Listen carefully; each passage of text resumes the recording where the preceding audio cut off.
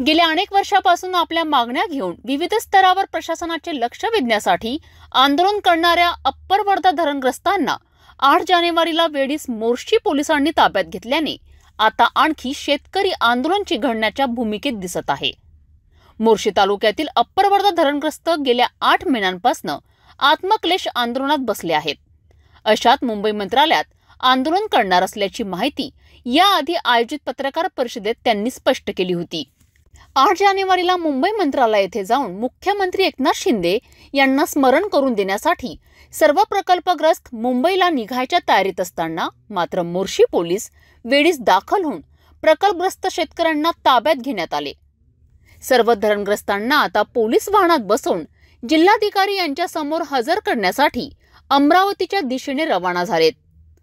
अशात आता उमेश शहाणे यांच्या मार्गदर्शनाखाली सर्व प्रकल्पग्रस्त सुद्धा अमरावती कलेक्टर ऑफिस येथे येण्यास रवाना झालेत असल्याची माहिती उमेश शहाणे यांनी स्पष्ट केली। आता जिल्हाधिकारी यांच्या समोर हजर केल्यानंतर प्रकल्पग्रस्तांना मुंबईकडे जाण्यास परवानगी देणार की सर्वांना ताब्यात घेणार हे आता समोर पाहायला मिळणार आहे। अप्पर वर्धा धरणग्रस्तांना न्याय मिळालाच पाहिजे। अप्पर वर्धा धरणग्रस्तांना न्याय मिळालाच पाहिजे।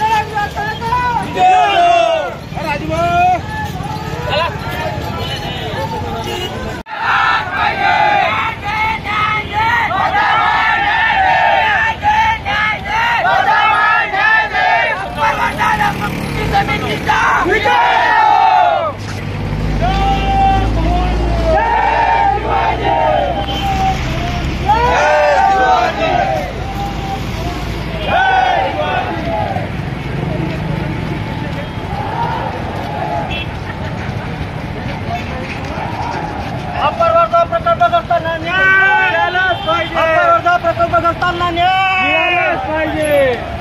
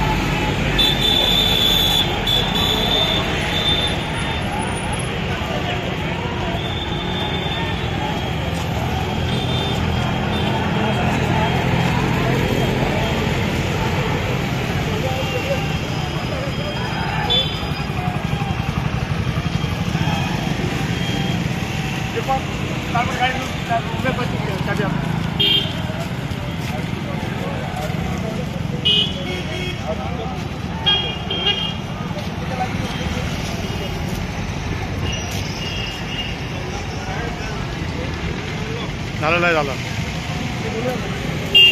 गाडीमध्ये इथं पुढे इथं टाकून झाला ना असं व्हायचं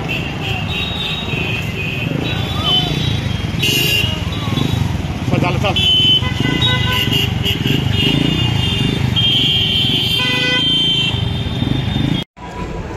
मी उमेश प्रल्हादराव शहाणे अप्पर वर्धा धरणग्रस्त कृती समिती सदस्य. आमचं मागच्या 9 महिन्यांपासून मोर्शी तहसील येथे आंदोलन चालू आहे. आत्मक्लेश स्वरूप त्या आंदोलनाचं आहे. आम्ही मागं मंत्रालयावरच्या जाळीवरती उड्या मारल्यात. त्यानंतर आम्हाला मुख्यमंत्री महोदयांनी सांगितलं की 15 दिवसात तुमचा सगळा अप्पर वर्धा संदर्भातला विषय निकाली काढू. पण आज 5 महिने उलटूनही मुख्यमंत्री महोदयांनी त्यांचा शब्द पाळलेला नाही. याचं स्मरण करण्यासाठी, त्यांना स्मरण देण्यासाठी आम्ही मंत्रालयाच्या गेटवरती जाणार आणि मंत्रालयाला घेराव देणार. ही आमची ठरलेली सगळी रणनीती होती. परंतु आम्हाला पोलीस प्रशासनाने आताच मोर्शी डेपोला त्यांनी आम्हाला थांबवून ठेवलं आहे. इथनं पुढं काय होतील हे अजून आम्हाला कळत नाही आहे. परंतु त्यांचं SPC आणि त्यानंतर जिल्हाधिकाऱ्यांसोबत बोलणं चालू आहे. जर आम्हाला तिथंही जाऊ दिलं नाही तर आमच्याकडे पूर्ण मार्ग मोकळे आहेत. आम्ही कोण्याही पद्धतीनं जाऊ, पण 9 तारखेला आम्ही तिथं जाऊन आंदोलन करू. तिथे जाऊन तुमचा प्रश्न सुटला नाही, तुम्ही पुढची स्टेप काय करणार?